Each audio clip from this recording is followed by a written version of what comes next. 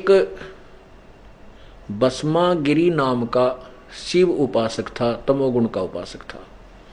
पहले हजारों वर्ष तो उसने की कैलाश पर्वत के कोने में जाकर के साधना। फिर भगवान शिव जी यानी तमोगुण शिव की द्वार के सामने आकर के ऊपर न पैर नीचे न सिर, सिरासन पर 12 वर्ष तक साधना की, तप किया। एक दिन पार्वती ने कहा कि हे महादेव जी, आप तो समर्थ प्रभु हैं, ये आपका भिखारी क्या मांगता, आपका सेवक, इसको प्रदान कर दो। अब भगवान शिव ने कहा कि मांग भस्मागिरी, तू क्या मांगता है, मैं तेरे से प्रसन्न हूं। अब वो भस्मागिरी के अंदर के दोष था, भस्मागिरी के अंदर ये खोट था वो कि मैं भगवान शिव जी से भस्म कड़ा प्राप्त करूंगा। भगवान शंकर के पास, शिव जी के पास एक कड़ा था, भस्म कड़ा। उसमें इतनी शक्ति थी कि किसी के सिर पे ऐसे करके यूं कह दे भस्म, तो वो राख हो जाता था जल के। भस्मागिरी को पता था, तो वो ये चाहता था कि भगवान शंकर से कड़ा लेकर दान में, और शंकर ने मारूंगा और पार्वती को पत्नी बनाऊंगा।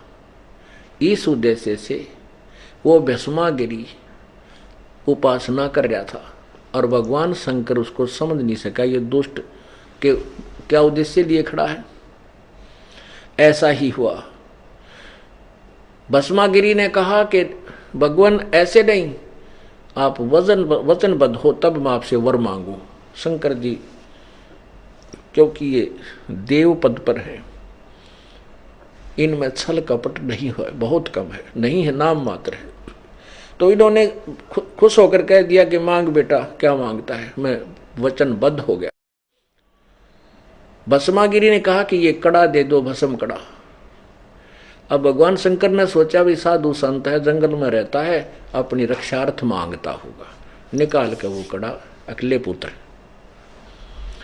अब जो उस पुत्र के हाथ में आया, कड़ाते ही ने बोल बदल गया आंखें। अकेले शिव जी बोले, होशियारी, तुझे मारूंगा और पार्वती को अपनी पत्नी बनाऊंगा।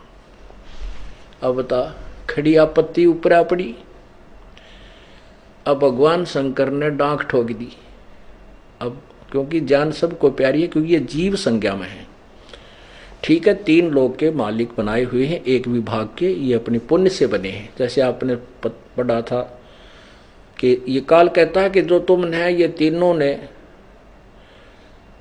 ब्रह्मा ने ये सृष्टि रचन की, विष्णु ने सतिथि की पालन की, और शंकर ने जो संहार की जो ये कार्य प्राप्त किया है, ये कर्म पोस्ट, ये तुमने अपने तप से प्राप्त किया और मैंने खुश होकर दे रखा है। तो ये जीव है। तो शिव जी भी भाग लिया, भाई मारेगा निकम्मा है, तो बड़ी बात बिगाड़ी इसने। तो पत्नी को भी छोड़कर भाग गया। अब पीछे पीछे भस्मागिरी और आगे आगे शंकर तमोगुण भगवान, पीछे पीछे पुजारी। अब आगे फिर आकर के भगवान ने पार्वती रूप बनाया। उस भस्मागिरी उस राक्षस को गंडहत नाथ नचाया, और जो ही नाचते नाचते जो उस राक्षस का वो हाथ में लिए हुआ वो कड़ा भस्मागिरी के सिर पे आ गया। क्योंकि पार्वती रूप धारण करके भगवान ने कहा कि भस्मागिरी तू डांस करके दिखा। भस्मागिरी बोला, जी मैं न कदे डांस कराया नहीं, मैं तो तप करने वाला आदमी। पार्वती रूप में भगवान ने कहा कि मैं डांस करना सिखाती हूँ तुझे, इस हाथ को ऐसे कर, इसको ऐसे कर, इसको ऊपर ला। जब वो सिर पे ले आया ना अपने भस्म कंडे वाले हाथ ने, तब कह दिया भस्म, और भस्म कह दो जल गया, नष्ट हो गया भस्मागिरी। तो भस्मासुर कहलाया वो। भस्म असुर, भस्मा असुर, असुर माने राक्षस। ये तो आपको 2 गुणों के पुजारियों की बता दी कि राक्षस क्यों कहलाते हैं। और ऐसा दुष्कर्म अपने भगवान की पत्नी के ऊपर बदनीयत, इस तक गंदा कर्म, और क्या करेगा वो प्राणी। और भगवान ने पूछा, उससे की स्यात है, उससे को उसी को मारने के लिए तत्पर।